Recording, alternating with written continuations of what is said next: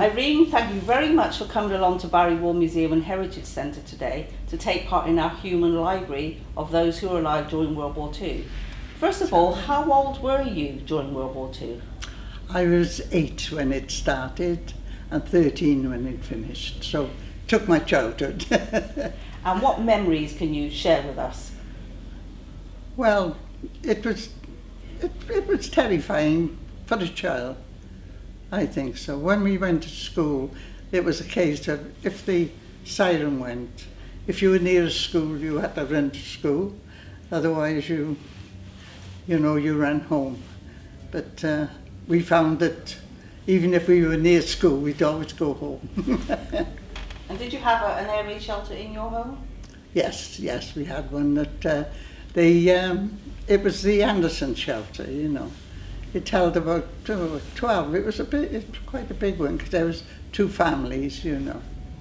But I felt safe there. And can you remember hearing bombs falling? Oh yeah, the noise, yes, was bad, yeah. And did you know anybody who lost their life? Well, there was a few people in Barry, I understand, but I can't say I knew them. But there was 2, well, about my age children, came to live in the top of the street, and their parents had got killed in Cardiff, and they were sent to Barry, like, you know, so to a relation, like, you know, which was very sad. Now, don't think the children from Barry were evacuated, were they? I don't think so. I think no, you had not that I evacuees know come to of. Barry. Yeah, because it wasn't too bad, I don't think, compared to a lot of places, you know. Frightening, like, you know, it was to us anyway.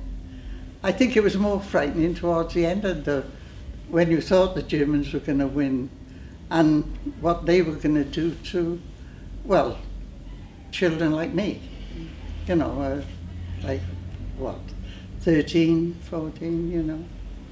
That was a frightening part, I think. Did you have any brothers or sisters? I had a sister, yeah. And was she older or younger? She was 3 years younger than me. Your father, was your father joined My up? father was in the First World War. He was, we've been trying to find out exactly where he was, but I think he mentioned the Somme and places like that, yeah. Very lucky to come through it, like, you know. He said that he was I don't know whether injured in some way or other. Not physically, I don't think. I think it was like shell shock type of thing. And when he came to, he was in the south of England in a hospital. So, you know, very lucky really. And what did your father do during the Second World War? He was in the home guard and, you know, fire watching, that type of thing. Yes, he was, you know, sort of, he used to jolly us along because he, you know, he sort of, to him it wasn't that, you know, bad as it was to us, like, you know. He used to have a laugh about it, you know, just to cheer the children on, you know. And what about rationing? What can you recall about rationing during the Second World War? Oh, we used to have 4 Ds and 4 Es. One was worth 2 ounces and the other one an ounce. And I think it worked out about 12 ounces for a month. So that's, but your mother and father used to give you they'd do without to give you, you know. Did you grow vegetables in your garden? My father did. My father was a great, he had some beautiful allotments. Of course, after the war, they took them for housing. But during the war and that, he had some beautiful, you know, we always had plenty of green stuff, you know, that. But of course, meat is at a premium, like, you know. But and of course, no sweets. No, I don't think it did you any harm anyway. So you all had good teeth. Yeah, but we had. I used to go on fruit, you know, and that type of thing. So I can remember going into the, you know, greengrocers, and you'd buy a couple of carrots and things like that, you know, which was something to eat, but not quite as sweet. I understand you have a story of witnessing a dog fight over the channel. Can you talk to us? Well, I about think that? it was sort of a hearsay type of thing. It was, we were over here, you know, because there was a sort of a lean-to at this end of the building when it was just used to stand under there because a train had come along, and on this one time there was all shrapnel hitting the roof, and they were saying about it then. There was some, and my mother was with us as well, and she was one of these people that she couldn't see, she could see wrong in people, but you know, when it came to the one plane come down, and they said, oh, he's a German, you know, nothing. And she was quite upset.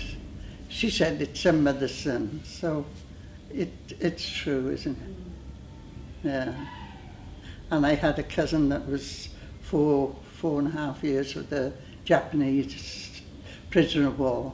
He was in Singapore when it fell. And they were taken prisoner, thousands of them. And they worked on the railway, you know, the Burmese railway. Yeah, but he came back. Yeah, he saw his son for the first time. I think he was 4.5, 5-year-old. And that some of the memories that those prisoners of war had were bad, how they were treated by the Japanese. Well, you know, my mother said to him, she could see he had a mark on his face, you know. And she said, were they cruel to you, Sam?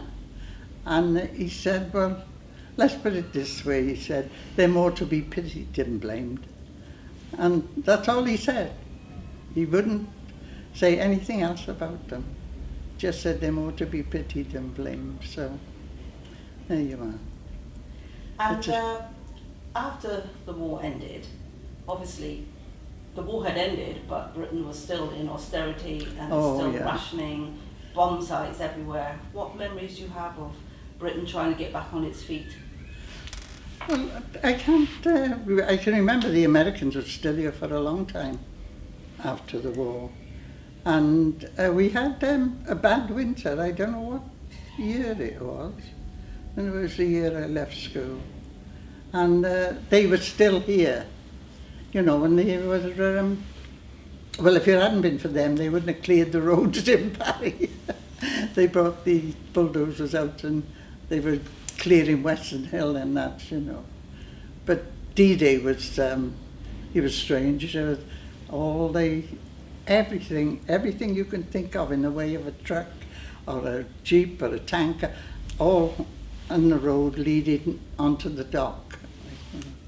And then the next morning, nothing, nobody.